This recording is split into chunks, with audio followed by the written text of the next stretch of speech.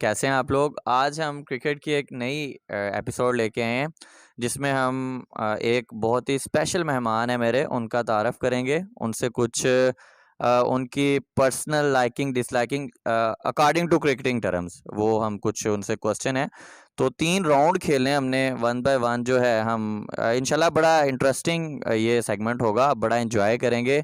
बाद में आप लोग भी उन प्लेयर्स को, उन चीज़ों को पिक कर सकते हैं। तो मैं इनवाइट करता हूँ अपने आज के स्पेशल मेहमान मिस्टर शहबाज को, जिन्हें स्पेशल चिश्तियाँ से बुलवाया गया है।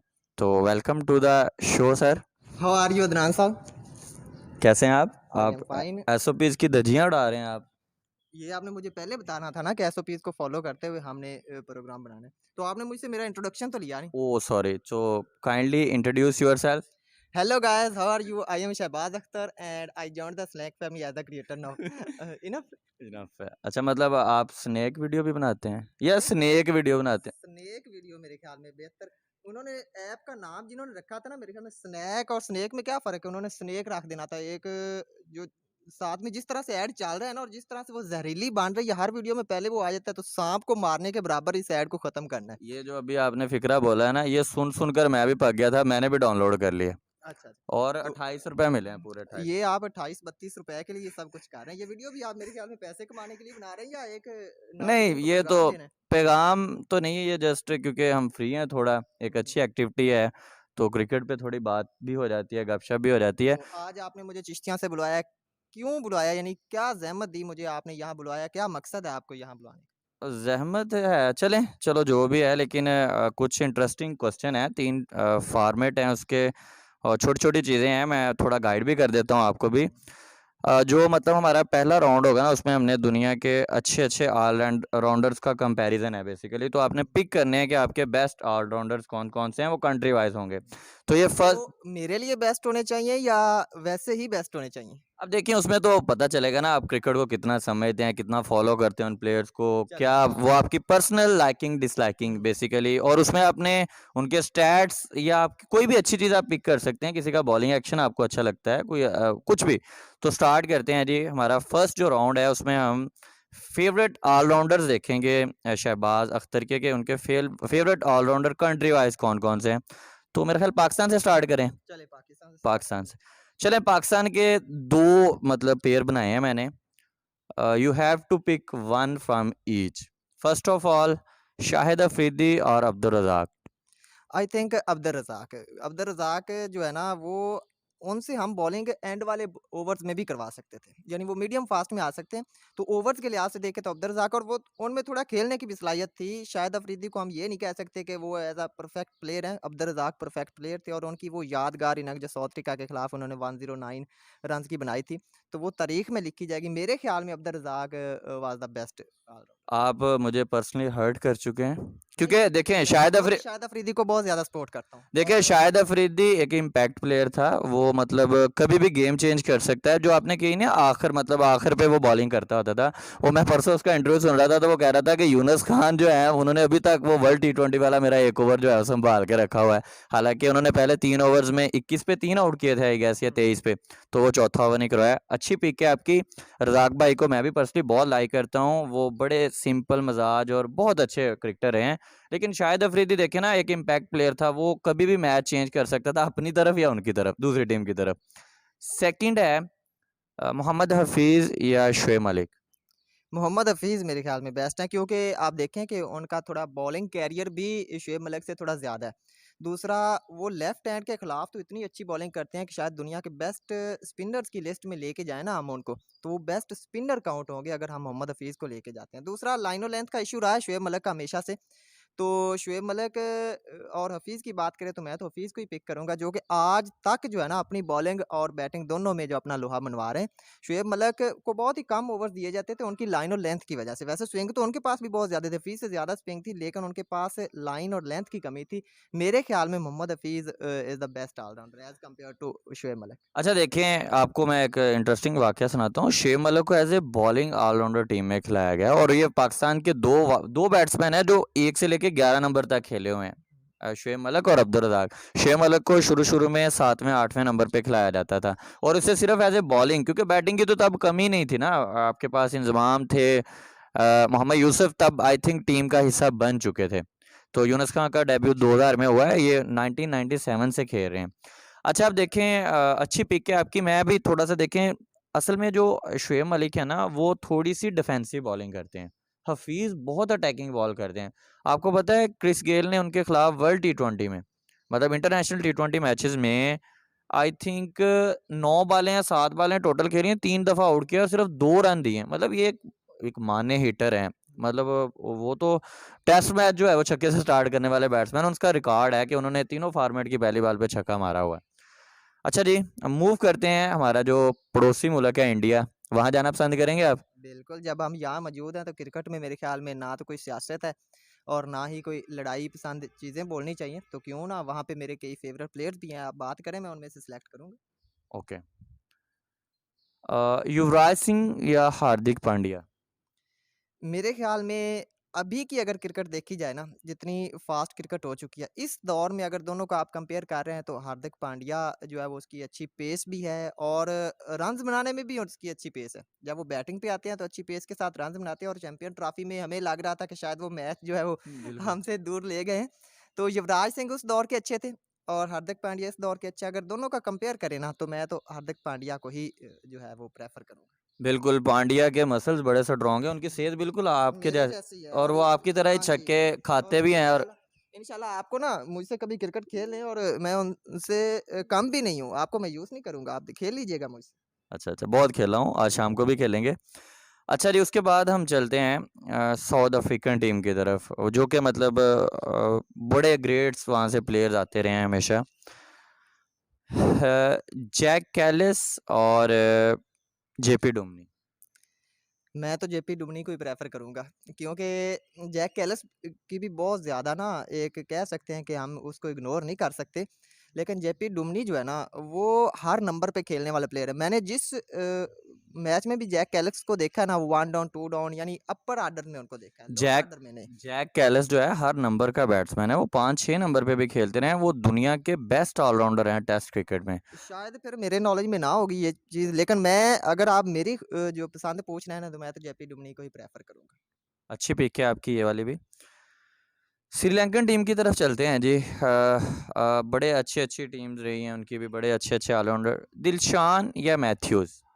मैथ्यूज़ की एक इनिंग पाकिस्तान के अगेंस्ट थी, 8 ओवर में ऑलमोस्ट 100 करना था हाँ जी, टेस्ट मैच में। तो वो उन्होंने ना मुकम्मल किया था। और मैथ्यूज़ जो है ना, वैसे भी आप दिलशान के साथ कंपेयर ना करें, पूरी श्रीलंकन टीम में देखें ना, तो संगाकारा के बाद अगर मैं किसी प्लेयर को लाइक करता हूँ, तो वो मैथ्यूज़ ही है। मतलब मुरलीधरन, जयवर्धने। ना, ना, मैं जो है ना मैथ्यूज़, एक तो उनका करैक्टर बहुत अच्छा है, इंसान बहुत अच्छे हैं। दूसरा जो है ना, मैं दिली तौर पे मैथ्यूज़ को बहुत ज़्यादा लाइक करता नो डाउट बहुत अच्छे बैट्समैन है और बड़े मुश्किल टाइम में उन्होंने टीम को सँभाला है, जब स्पेशली जयवर्धने और दिलशान और संगाकारा जैसे लोग, हूँ। उन्होंने ज़ाहिर है अपना करियर कंप्लीट किया था, तो वहाँ पे उन्होंने टीम को सँभाले रखा है। चंदीमल ने भी अच्छा रोल अदा किया है। अब किस टीम की तरफ जाएँ, ऑस्ट्रेलिया? ऑस्ट्रेलिया की तरफ मूव कर लें। ओके, तो इनमें ऑलराउंडर तो बहुत अच्छे-अच्छे होते हैं हमेशा से। शेन वॉटसन या ग्लेन मैक्सवेल? ये आपने थोड़ा टास्क भी टफ ही दे दिया है। चलिए शेन हम थोड़ा वाटसन और आसान कर लेते हैं। मैक्सवेल के साथ आप ना एक रिसेंट उनका फास्ट बॉलर है, वो फास्ट बॉलर है रिसेंट उनका, चलिए आप इन्हीं में बता दें, मेरे माइंड में नहीं आ रहा वो। मैक्सवेल और वाटसन देखें ना, तो वाटसन मेरे ख्याल में मैक्सवेल से बेहतर है।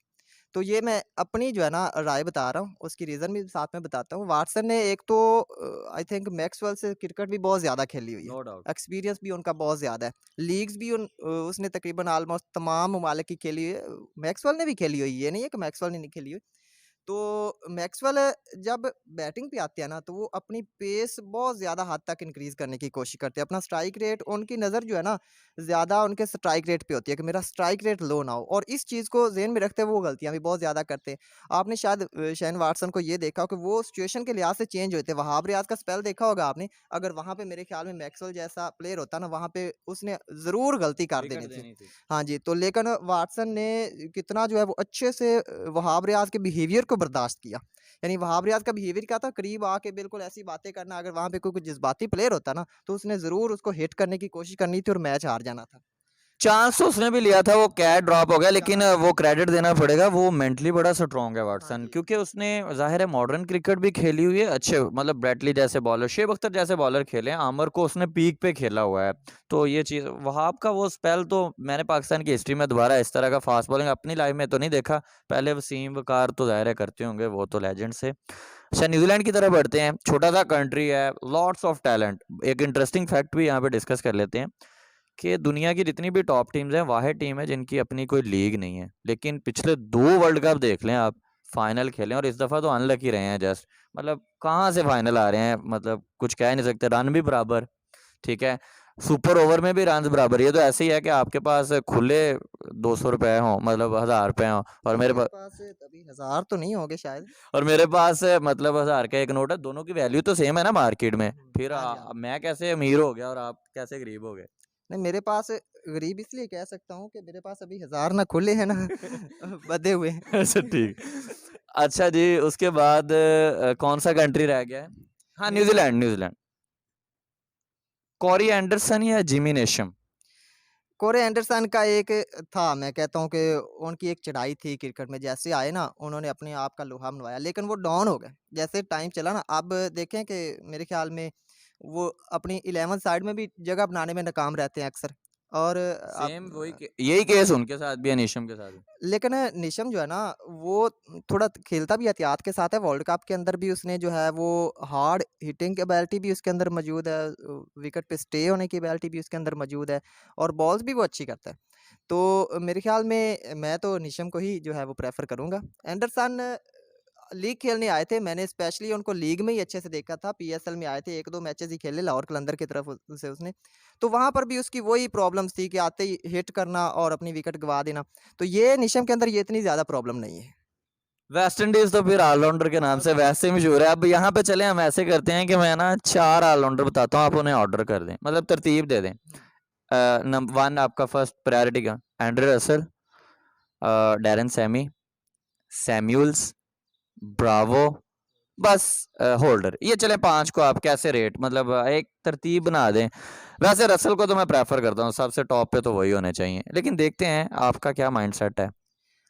आप अपने माइंडसेट के लिहाज़ से इनको तरतीब देंगे, मैं अपने माइंडसेट के हिसाब से दूँगा। आप आईसीसी की रैंकिंग में देख लें तो होल्डर का वहाँ पे भी नुमायाँ नेम चल रहा है टॉप 10s के अंदर। वो टेस्ट और ओडीआई में हमने टी20 के लिहाज से थोड़ा इसको ऑर्डर करना है, क्योंकि आजकल लोगों के पास टाइम नहीं होता, तो वो टी20 और ये लीग्स में सारे उधर ही खेलते हैं, तो इसलिए हम टी20 के लिहाज से ये चीज़ थोड़ी सी।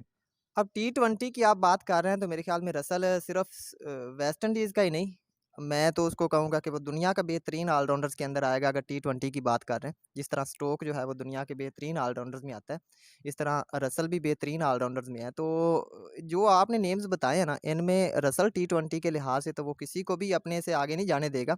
उसके बाद मैं तो प्रेफ़र करूँगा जेसन होल्डर को। तो अच्छी बॉलिंग भी करते हैं, उनका जो है वो कद भी काफ़ी ज़्यादा है, इस वजह से उनकी बॉल जो है वो बाउंस भी कद करती है। उस टीम में कद छोटा किसका है? नहीं, आप सबका कंपेयर करें तो होल्डर जो है ना, उसका कद रसल के मुकाबले में ज़्यादा ही है। हाँ, मतलब एक्टिव प्लेयरों में मोहम्मद आमिर के बाद उनकी सबसे ज़्यादा, और पहले मैच में पाकिस्तान के खिलाफ उन्होंने 5 भी आउट किए थे, लेकिन पाकिस्तान ने वो मैच शाहिद अफरीदी की बदौलत उन्होंने 13 पे 7 आउट करके पाकिस्तान को जितवाया था और 50 भी की थी। शाहिद अफरीदी के बारे में एक इंटरेस्टिंग फैक्ट हो जाए, हाँ वो जी। दुनिया के वाहिद प्लेयर हैं जिन्होंने ओडीआई में 3 दफ़ा 5 से ज़्यादा आउट भी किए हैं और 50 प्लस स्कोर भी किए हैं, और दुनिया में कोई भी प्लेयर जो एक है ही इसको, मैच में। हाँ जी, एक ही मैच में, और कोई भी प्लेयर जो है वो 2 दफ़ा भी नहीं कर पाया। मतलब इतने बड़े-बड़े ऑलराउंडर्स के अभी हम नाम ले रहे थे। युवराज सिंह ने भी 1 दफ़ा ही किया है, वाटसन ने भी शायद 1 दफ़ा ही किया है, और भी बहुत बड़े-बड़े, वसीम अकरम भी ऑलराउंडर थे, और भी बड़े-बड़े नाम हैं, लेकिन ये वाला एज़ाज़ सिर्फ़ लाला जी के पास है। नहीं, लाला का नाम तो मेरे ख़्याल में रहती दुनिया तक रहेगा। लेकिन लाला के साथ ज़्यादती जो पाकिस्तानी टीम ने की है, मैनेजमेंट में की है कि मैं आखिरी मैच खेलना चाहता हूँ, मुझे आखिरी मैच खिलाएँ। तो ये सही कहते हैं कि जिनकी कदर पाकिस्तान में नहीं ना होती, अगर वही हीरोज़ ले जाए ना आप यूरोपीय ममालिक के अंदर, तो वो उनको इस तरह से बढ़ाते हैं कि उनकी कदर का वहाँ जाके पता चलता है। आपको क्या लगता है कि जिस बंदे ने 350 प्लस मैच खेले, उन्हें अभी 1 मैच की ज़रूरत थी? मतलब इज़्ज़त देने वाले अल्लाह पाक हैं। वो पीएसएल में देख लें कि दुबई में पीएसएल होती थी, पठान सारे उधर पहुँचे होते थे।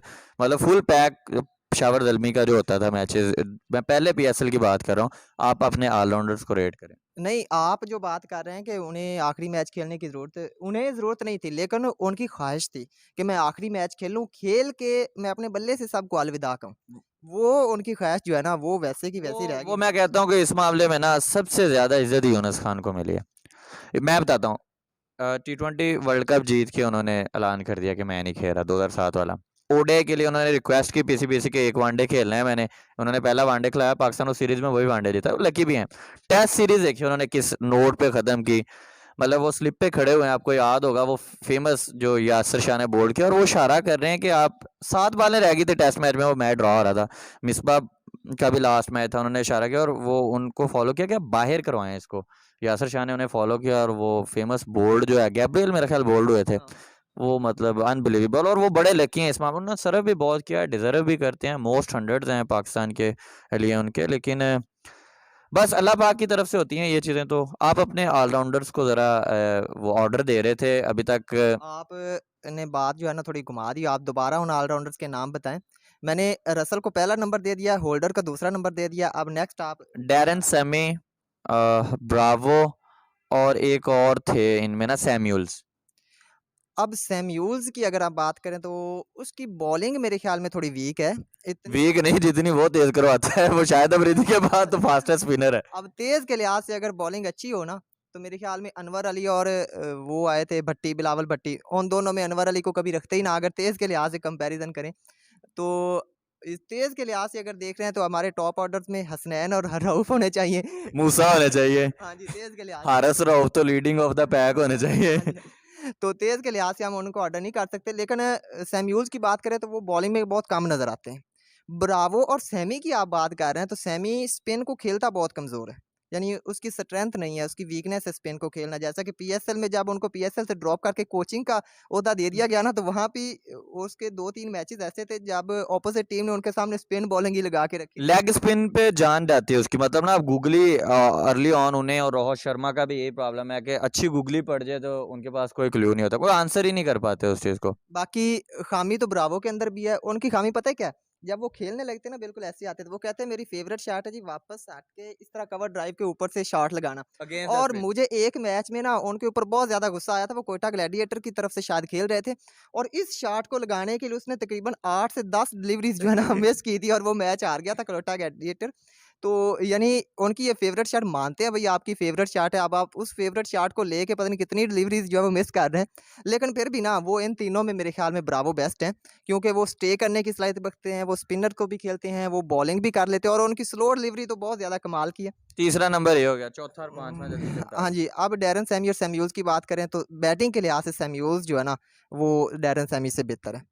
तो क्योंकि बॉलिंग भी डैरेन सैमी की इतनी वो ख़ास बॉलिंग भी नहीं है। मतलब आप सैमी को 5वें नंबर हाँ पे जी, रख। सैमी को अब 5 मेरा नहीं ख्याल, आपने बड़े अच्छे ऑर्डर कर दिए हैं, तकरीबन मैं भी इसी पैटर्न को फ़ॉलो करूँगा। हम चलते हैं अपने नेक्स्ट कंट्री की, मतलब ना मुझे क्रिकेटिंग वाइज़ मतलब नेशन वाइज़ इंग्लैंड का क्राउड, क्योंकि वहाँ पे स्पोर्ट एक तो सबको होती है, बड़ा मतलब, आप टेस्ट मैच में भी देख लेना तो वहाँ पे ग्राउंड फुल होता है। ये कोरोना और की वज़ह उनके से खाली बाबे है। भी बिल्कुल तैयार-श्यार होके पैंट शर्ट, हाँ टाई जी। शर्ट लगा के बैठे थे। बेशक मुझे याद है पाकिस्तान 5वें दिन टेस्ट मैच गया था जिसमें यूनुस खान ने 200 किए थे और पाकिस्तान वो जीता हुआ था मैच, बिल्कुल ना 3-4 आउट करने वाले थे। उनके अगले दिन भी फुल स्टेडियम, मतलब वो एट लास्ट तक सपोर्ट करते हैं अपनी टीम को। सपोर्ट और ये आप कभी नोट करें वो सिर्फ़ अपनी टीम को सपोर्ट नहीं करते। वो अपोज़िट टीम ने अगर अच्छा खेल रही है ना वो उसको भी सपोर्ट करेंगे और उनकी सपोर्टिंग में एक बहुत अच्छी चीज़ जो है ना वो उठ के डांस नहीं करते, वो चीखें नहीं मारते, वो सिर्फ़ क्लैपिंग करते हैं सपोर्ट वो करते हैं। प्रोफेशनल कौम है, और लेकिन वो उनकी ज़्यादतियाँ भी हैं। आमिर को उन्होंने टॉन्ट किए, फिर वो जब वार्नर वापस आए वर्ल्ड कप में, इंडिया के अगेंस्ट मैच था तो उन्हें चीटर कह रहे थे, और स्मिथ को पाँचों उँगलियाँ जो है वो बराबर तो नहीं होती हैं, उनमें कई होती हैं हो ऐसे। जाती हैं, आप ऐसे थोड़ा इनको करें तो हो जाती ये हैं। आपने ऐसे किया मुझे फिर भी बराबर नहीं लगा, दिक्कत ही कोई मेरे में। चलें ठीक है। अच्छा जी, इंग्लैंड में बड़े ऑलराउंडर्स हैं, मतलब अब बोथम होते थे पहले, तब तो आप शायद पैदा भी नहीं हुए थे। तो अब की बात कर रहे हैं हम, तो अभी भी रिसेंटली उनकी टीम में नंबर ऑफ ये ऑलर 1947 में जब पाकिस्तान आज़ाद हुआ था ना, आप मेरे ख्याल में उस वक़्त भी क्रिकेट देखते थे। जी, जी, बिल्कुल। मैं नहीं, नहीं, पहले भी मैं पहला एशेज़ मैच भी देखा हुआ है जहाँ से क्रिकेट जो है वो ये सारे मामलात हैं। 18 मतलब अभी यूट्यूब पे भी नहीं था मैच, लेकिन फिर भी मैंने देखा हुआ है। अच्छा अ, 18 या 17 की बात? 1888 की बात है। अच्छा, अच्छा, फ़िरौन के दौर के लगते हैं आप। अच्छा अच्छा ख़ैर वो हम बात कर रहे थे कि इंग्लैंड में से हमने ऑलराउंडर्स पिक करने हैं। मोइन अली, ऑर्डर ही करना पड़ेगा यहाँ पे भी। स्टोक्स, वोक्स और कौन से अच्छे मतलब जो इसमें हो सकते हैं?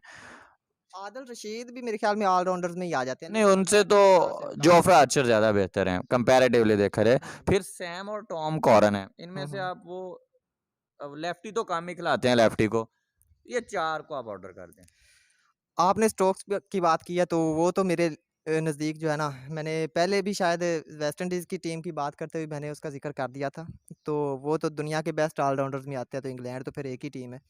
तो उनकी वो इनिंग जो ऑस्ट्रेलिया के खिलाफ थी वर्ल्ड कप के अंदर, वो शायद आउट हुए थे, तो उन्होंने अपना बैट भी गिरा दिया था। तो वो एक मैच को लेके जा रहे थे, अकेला आदमी था जो मैच को लेके जा रहा था। उसके अलावा भी उसकी कई इनिंग्स हैं। वर्ल्ड कप फाइनल उन्होंने जितवाया है। जी। उसके बाद हेडिंगली का टेस्ट मैच सिंगल हैंडेड मतलब 73 चाहिए थे लास्ट विकेट पे शायद या 64 वो ली या वो लेफ्टी उनका उन्होंने एक सिंगल किया उसमें और वो उन्होंने खड़े होके मतलब एशेज वहाँ पे मतलब री अटेन की। मतलब ये है कि एशेज में ये होता है कि आप अगर लास्ट एशेज जीते हैं ना, अगर मैं बराबर भी करता हूँ फिर भी ट्रॉफी मेरे पास रहेगी। तो उन्होंने वापस मतलब और जो रूट ने ये कहा था कि एशेज वापस अपने घर में रख लेना हमारे लिए वर्ल्ड कप जीतने से बड़ी चीज़ है, क्योंकि उनका ज़ाहिर है वो एक एक बहुत बड़ी हाँ जी, हाँ जी। वर्ल्ड कप को। अच्छा, तो उसके बाद उसके बाद आपने कौन-कौन से ऑल-राउंडर्स बताए थे?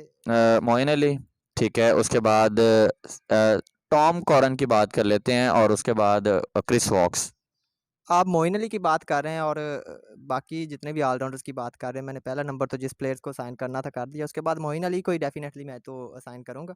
उसके बाद बाकी दोनों प्लेयर्स को मैंने इतने अच्छे से ना तो बॉलिंग करते हुए कभी देखा है, ना बैटिंग करते हुए देखा है। इसलिए उन दोनों को ऑर्डर देना जो है ना, उसके बाद आप मुझसे रीज़न पूछेंगे, मुझे रीज़न नहीं आएगी, इसलिए आप उन दोनों को अरेंज कर दें, मैं नहीं कर सकता। अच्छा चलें, ठीक है। नो डाउट जो स्टोकी हैं, स्टोक्स, बेन स्टोक्स न्यूज़ीलैंड के हैं, वैसे तो इंग्लैंड के लिए खेलते हैं। नो डाउट वो दुनिया में अब उनसे बेहतर ऑलराउंडर नज़र ही नहीं आता। हाँ जी, हाँ जी। उनके बाद हमारे पास फ़हीम अशरफ ही बचते हैं। फ़हीम अशरफ की बात ना करें, मेरा फ़ेवरेट ऑलराउंडर है पाकिस्तान में। एक दिन देखिएगा ये फ़हीम अशरफ और आसिफ अली आपको मैच जितवाएँगे। वो दिन नहीं आने वाला। ये सिर्फ़ आप कह लेना वो इस्लामाबाद यूनाइटेड को ही जितवा सकते हैं या ज़िम्बाब्वे के खिलाफ भी पाकिस्तान को नहीं जितवा सकते। इस दफ़ा तो आसिफ अली ने ज़िम्बाब्वे के खिलाफ भी वही किया जो वो रवायती करता है। अब लीग्स जितनी भी होती है ना, तो आसिफ अली वहाँ परफ़ॉर्म करता है, पाकिस्तान की टीम में आके आसिफ अली और हैदर अली को पता नहीं क्या होता है। बाकी रही हैदर अली की बात, तो उनका तो एक नंबर होना चाहिए। वो अपर ऑर्डर का बैट्समैन है, उसको पता नहीं कब कहाँ खिला रहे हैं, कहाँ खिला रहे हैं। चलें, बात को मुकम्मल करें। अच्छा जी, उसके बाद बांग्लादेश, बस आखिरी कंट्री है, ठीक है। हमारे कहने को हमारे पाकिस्तान मतलब इस्लामी भाई हैं, तो कहने के हद तक ही हैं वैसे। ठीक है, क्रिकेट में राइवलरी अच्छी चीज़ है। तो शाकिबुल हसन और मशरफ़ मुर्तज़ा। तो डेफ़िनेटली आपके ज़हन में भी जो इंसान है, वही मेरे ज़हन में, और वो पूरी दुनिया में, और उसने ऑल-राउंडर्स में बड़ा नंबर नाम 1 रोशन पोज़ीशन भी जो कई महीने अपने पास रखी है। टी20 में थी या आई थिंक ओडीआई में थी। तो शाकिब अल हसन बेस्ट है मशरफ़ी मुर्तज़ा से। चलें जी, ये हमारा पहला ही फॉर्मेट पूरा हुआ है। काफ़ी लंबी वीडियो होगी। एक छोटा-सा मतलब आखिर पे सेकंड फॉर्मेट बहुत मतलब इतना ज़्यादा मतलब टेक्निकल बहुत सी चीज़ें देखनी है आपने। प्लेयर की पोज़ीशन भी देखनी है, उसके रन्स भी देखने हैं, स्टैट्स भी देखने हैं। हमने ना कैप्टन्स को टेस्ट फॉर्मेट के लिहाज से कंपेयर करना है। हुँ। अब मतलब जो दुनिया में 4 बड़े-बड़े नाम हैं, 4-5 पाकिस्तान है बाबर आज़म, इंडिया है विराट कोहली, ऑस्ट्रेलिया के जो हैं चलें हम उसे एज़ ए ऑस्ट्रेलिया को रहने देते हैं। क्योंकि जो ये रूट हैं, ठीक है? और उसके बाद हम बात कर लेते हैं केएन की। इनमें से आपको सबसे काम, कंपोज़, टेक्निकल हर लिहाज से साउंड कैप्टन कौन-सा लगता है और रीज़न बतानी है आपने, फिर मैं भी बताऊँगा। आपने कॉम पूछा सबसे पहले। काम। कॉम जो भी है। तो देखें, आपको केन विलियमसन की वो मुस्कुराहट शायद याद हो। वर्ल्ड कप उनको दे के बाद में किस लिहाज से वो मुस्कुरा रहे थे। मेरे तो वैसे वो फ़ेवरेट प्लेयर्स भी हैं उस टीम के अंदर, और as compared to other countries भी मैं उनको फ़ेवरेट मानता हूँ अपना। तो आपने जो ख़ुसूसियात पूछी हैं, ये सारी ख़ुसूसियात मुझे उस इंसान के अंदर नज़र आती है और वो ये नहीं है कि उसने 50 बनाई, उसने सेंचुरी बनाई और वो टीम को छोड़ के चला गया, पिलियन जी मैंने अपना काम पूरा कर दिया। वर्ल्ड कप की ही बात करें जो प्रीवियस हुआ है अभी, तो वो टीम को एंड तक ले जाने की कोशिश करता था। तो बाकी मेंटली वो काफ़ी ज़्यादा स्ट्रॉन्ग है। उसके बाद हार-जीत से उसे इतना ज़्यादा फ़र्क नहीं पड़ता, नेक्स्ट टाइम वो अपने आप को इम्प्रूव करके आता है। तो मेरे ख़्याल में मेरा बेस्ट प्लेयर भी है वो इन द वर्ल्ड और बेस्ट कैप्टन भी है। जी, बिल्कुल, बहुत लॉजिकल आंसर दिया आपने, लेकिन बाबर आज़म को तो अब हम नहीं रख सकते ना, क्योंकि ही इज़ स्टिल वो तो यंग, वो अभी अभी सीख रहा है। वो टेस्ट में तो स्पेशली उसके खुद के स्टैट्स भी नीचे जा रहे हैं, बड़ा मुझे दुःख भी हो रहा है, वो 10वें नंबर पे चले गए, अभी रिसेंटली वो 5वें नंबर पे थे। ख़ैर ये नंबर्स मैं कहता हूँ कि उसकी क्लास को डिफ़ाइन नहीं करते। अच्छा देखें, कोहली का नाम क्यों नहीं लिया आपने? कोहली देखें इतने रन है 7100, मेरा ख़्याल है आपने कभी एक इनिंग में 71 रन नहीं बनाए होंगे, इतनी सेंचुरी हैं उसकी। तो उसके बाद रीज़न है बताता हूँ मैं। फाइनल भी खेलना है उन्होंने, अग्रेसिव है नो डाउट, उनकी नेचर ऐसी है, अब नेचर तो चेंज नहीं हो सकती। अब शाहिद अफरीदी को आप जाके कहें कि वो मतलब 5 ओवर मेडन खेलते हैं, उसकी तबीयत में ये चीज़ नहीं है। अग्रेसिव बंदा है, always looking for runs and फिर मतलब no doubt Kohli is best लेकिन देखें ना कि जब आपकी टीम का लीडर जिस तरह का उसका अंदाज़ होगा, दूसरे प्लेयर्स के साथ बातचीत करने का अंदाज़ होगा, बाकियों के साथ बिहेवियर होगा। पिछले दिनों में पिछले सेशन में आई थिंक जो आईपीएल हो रही थी, वो रबादा उसकी टीम की तरफ से खेल रहा था, तो रबादा में 1-2 वाइड बॉल करवाई थी, तो वो उसके साथ उसका रवैया, बाकी प्लेयर्स के साथ जब वो छक्का लगा लेता है, तो ये देखें, ये ओके, सारी मैं चीज़ें आपको इंटरप्ट कर रहा हूँ, अज़ान हो रही है, ये हम यहीं पे प्रोग्राम अपना वाइंड अप करते हैं। अपना बहुत सा ख्याल रखिएगा जी। अल्लाह हाफ़िज़।